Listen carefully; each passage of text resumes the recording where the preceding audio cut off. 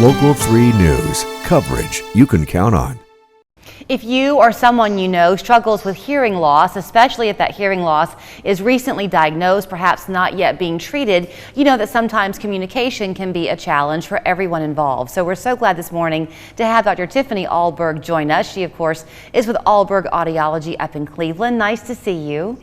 Good to see you too, Julie. So was that a fair thing to say, that once you get the hearing loss treated and kind of corrected, that communication opens up? It's in that leading up to time that it's the bigger challenge? Well, it just depends on the person. You know, I tell people sometimes there are hearing losses, and if we use the analogy of vision, there are some hearing losses that are more like nearsightedness, and there are other hearing losses that are like macular degeneration. And we know people who wear eyeglasses and they still struggle to see. They have treated the vision loss, but they're still having issues, and that holds true with hearing loss too.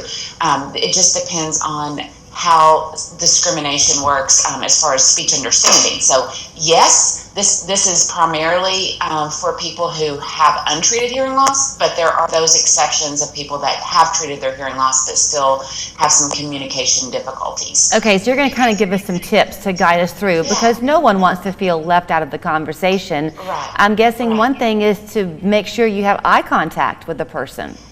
That is right. I get every single day, every day in my office, there is someone that comes in here and says that they have difficulty hearing because their spouse talks to them from another room. And that is completely realistic. You have to be in the room with someone if you want them to be able to hear you. If your back is turned and you're talking from a closet and your spouse is in the bedroom, or if you're in the kitchen and they're in the den and you expect them to hear you, especially with normal hearing, but especially with hearing loss, that's unrealistic to expect that. And I guess what can happen, since you mentioned the marriage side of it, is if you're doing that, if you're the spouse who doesn't have the hearing problem, and you're talking, forgetting that your spouse does struggle to hear you, then I'm guessing the spouse with the hearing problem might snap and get kind of frustrated, and then that makes you feel bad and tension erupts.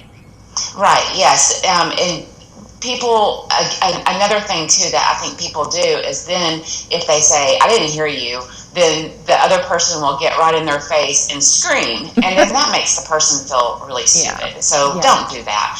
And that's what you think would be beneficial, is talking really, really loud at someone, but sometimes that's perceived as derogatory. It's, that person feels like you're putting them down. So that is not the best way to handle it. One of the things that I find to be the most effective is, for the person with the hearing loss, if you hear, we're going out to eat, but you miss certain parts of it, repeat the part that you did understand. That's rule number one. Say, I heard that we're going out to eat, but I missed what time we're going and where we're going. So that way the person doesn't repeat the whole thing. Because if you say, huh, then they just get annoyed that you said, huh. So repeat what you did hear so that they can clarify what you didn't hear. I like that, because that means that everyone's kind of got their own way to adjust to the situation. Right. And for the person who is repeating, if you know that someone didn't understand, instead of saying, we're going out to eat at 7 o'clock, and the person said, huh?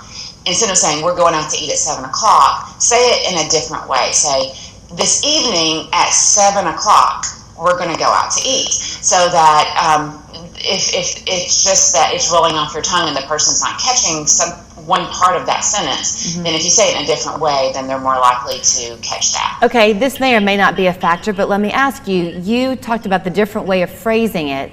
As a society, we kind of have a tendency to drop off at the end of a sentence. So is it a good idea to remember to maybe go up at the end of a sentence? Instead of saying we're going out to dinner, we're going out to dinner. Does that make a difference? I think it does. I do think that people tend to trail off at the end of the sentence, but I also feel like it's just the enunciation at the end of the sentences. Like we get a little lazier. Like initially we may say, we're going out to eat at the we're going out to eat. But you do trail off, but again, it's enunciation more than it is volume a lot of times. So I feel like you just have to make sure that those consonants are well formed. The person can see your mouth, and that you're face to face with them, your back isn't turned, all of those. Background noise, people complain about just being able to hear whenever there's a lot of background noise. So if the TV's in the background, you're talking from another room, your back is turned, again, all of those factors play a role in someone not being able to understand. You mentioned earlier about not feeling, or the person with the hearing loss might feel like they're being kind of insulted and put down. So yes. If you talk too slowly, does that also make them feel dumbed down? Well, yeah. I mean, you just have to put yourself in someone else's shoes and think about what it would feel like for someone to talk to you like that. But I feel like, enunciation is the biggest thing. People, it is a volume thing too. I mean, that's the same, whenever you go into someone's home and their TV is really, really loud, you know that person hears better when it's louder. But at the same time, it doesn't always make it more... it doesn't make it more clear when it's louder. So, you do have to speak in a louder voice. You can't whisper. But enunciation is the biggest factor when it comes to dealing with someone with some hearing issues, avoiding background noise. And I think from the person with the hearing loss, you need to, don't be afraid to tell someone that you have a hearing loss. It's not that big of a deal. We feel like it is...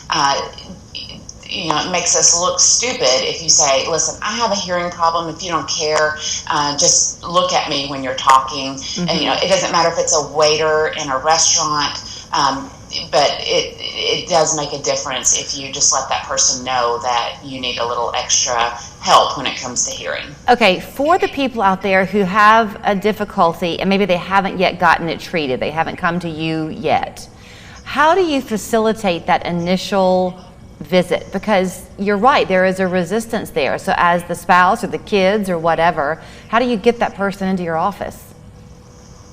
Into the office? How do you make them go for that first appointment? Well, you mean from the family member? I think, I tell family members all the time, it is the person with the hearing loss that has to make that decision. I mean, you can put the bug in their ear, listen, you're not hearing, you need help. But it is like anything else in life. My mom had issues with her hip forever. She wouldn't go. She didn't want to have surgery. She didn't want to get it treated. She kept hoping that it would fix itself. And then finally, when she did, she's like, wow, best decision I ever made. And that's what people say with the hearing once they make that decision. But that person has to be the one that makes that decision. It cannot be the decision of a family member. Otherwise, there is resistance. So, I feel like just letting that person know, hey, I really notice you're struggling to hear. Let's see if we can get some help for you. Okay. If the person says no, then you can't. But if you say it over and over and over again, they're going to notice that, hey, I really do have a problem. Well, our English teachers would be very proud of us this morning, Tiffany, that we're both saying enunciate clearly. That's the name of the game to start. Great to talk to you. You too, Julie. Thanks for the information. You can make an appointment with Dr. Ahlberg at her office in Cleveland. 641-0956 is the phone number. Ahlbergaudiology.com is the website. Thanks again. Thank you. Bye-bye. Let's be honest, moving is stressful.